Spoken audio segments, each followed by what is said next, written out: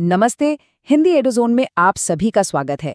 आज के इस एक्सप्लेनर में हम संस्कृत व्याकरण के उस हिस्से को डिकोड करने वाले हैं जो अक्सर थोड़ा मुश्किल लगता है, धातु और लकार।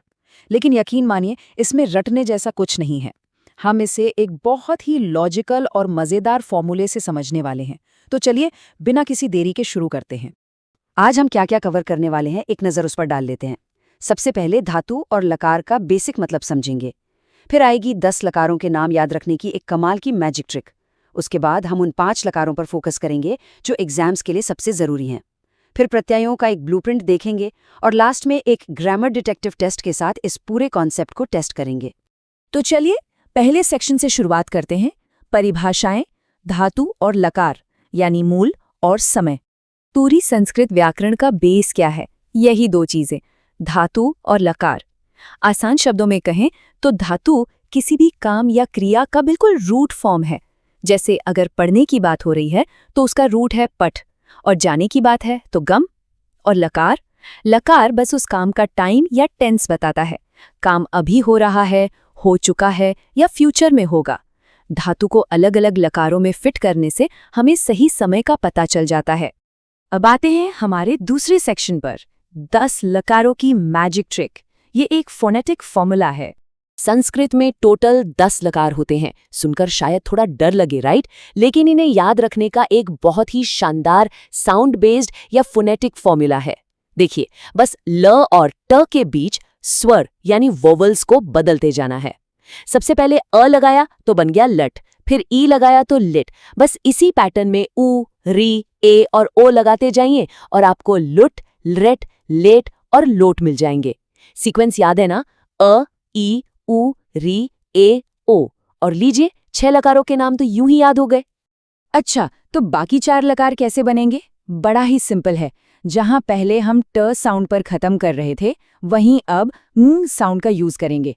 वावल का सीक्वेंस वही रहेगा, अ, ए, उ, री। तो हमें क्या मिलेगा? लंग, लिंग, लुंग और लुंग। हो गए पूरे 10। देखा आपने? ये रटने का नहीं, बस साउंड्स के लॉजिक को समझने का गेम है। चलिए अब तीसरे सेक्शन की तरफ बढ़ते हैं, परीक्षा के 5 लकार और क्रिया के प्रकार। सच कहें तो एग्जाम्स के लिए हमें पूरे 10 लकारों की जरूरत नहीं पड़ती। हमारा फोकस इन 5 सबसे जरूरी लकारों पर होना चाहिए। लट लकार यानी प्रेजेंट टेंस, लिट लकार यानी फ्यूचर टेंस, लंग लकार जो कि पास्ट टेंस है, लोट लकार जिसका यूज तब होता है जब हम कोई ऑर्डर या कमांड देते हैं, और आखिर में विधिलिंग लकार जो सलाह या चाहिए वाले सेंस में यूज होता है। बस ये 5 मास्टर कर लिए तो समझो एग्जाम सेट है। यहाँ एक और मजेदार चीज है, क्रियाएं भी 2 तरह की होती हैं, परस्पदी और आत्मनेपदी। इनका डिफरेंस बहुत ही फिलॉसॉफिकल है।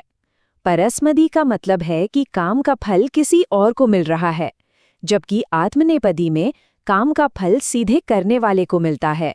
वैसे टोटल 18 रूप होते हैं, लेकिन हमारा मेन फोकस आज परस्मदी रूपों पर ही रहेगा।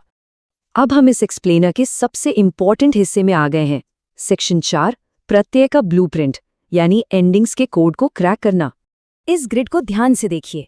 ये लट लकार यानी वर्तमान काल का नक्शा है। इसे एक पोएम की तरह याद किया जा सकता है। ती, तह, अंति, सी, थह, थ, आमी, आवह, आमह। इमेजिन कीजिए कि हम पठ धातु को इसके साथ जोड़ रहे हैं। पठ में ती जोड़ा तो बन गया पठती। पठ और अंति मिलकर बन गए पठंती। बस इस पैटर्न को धातु के पीछे लगाते जाइए और आपका शब्द तैयार। अब एक बहुत ही कमाल का शॉर्टकट बताता हूं। अगर आपको प्रेजेंट टेंस यानी लट लकार याद हो गया तो समझ लीजिए फ्यूचर टेंस यानी लिट लकार बोनस में याद हो गया। कैसे? बस बीच में स्यर जोड़ दीजिए, ती बन जाता है स्यति, तो पठती सीधा पठिष्यति बन जाएगा। है ना एकदम time saving trick? Future tense के इस पूरे ग्रिड को देखें तो साउंड कैसा होगा? स्यति, स्यतः, स्यन्ति, स्यसि, स्यथः, स्यथ, स्यामि, स्यावः, स्यामः। अगर लिख धातु लें तो ये लेखिष्यति हो जाएगा। गम धातु लें तो गमिष्यति हो जाएगा। पूरा का पूरा पैटर्न एकदम लॉजिकल है। अब बात करते हैं पास्ट टेंस यानी लंग लकार की।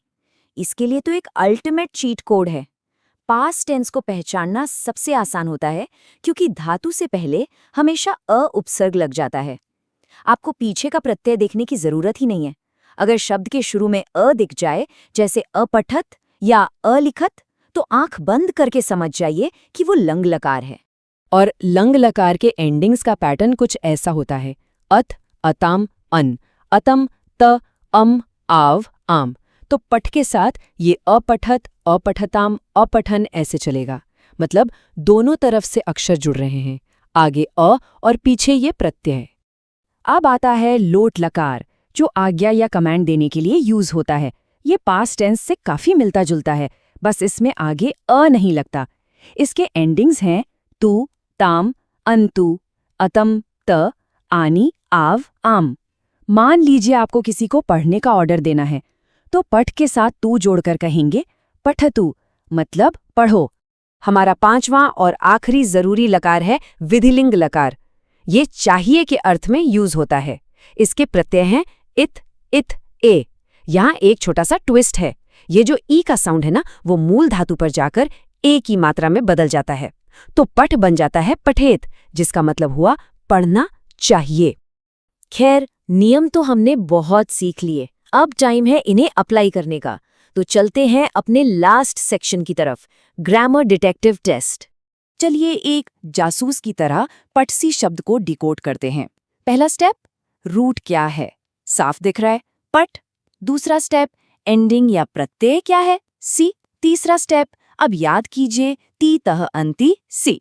तो ये सी कहाँ से आया, लट लकार यानी प्रेजेंट टेंस से।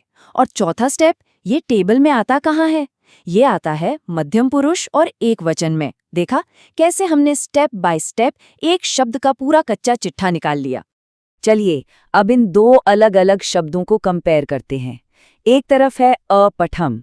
शुरू में अ देखते ही ये तो क्लियर हो गया कि ये लंग लकार या भूतकाल है, और एंडिंग से पता चला कि ये उत्तम पुरुष एक वचन है।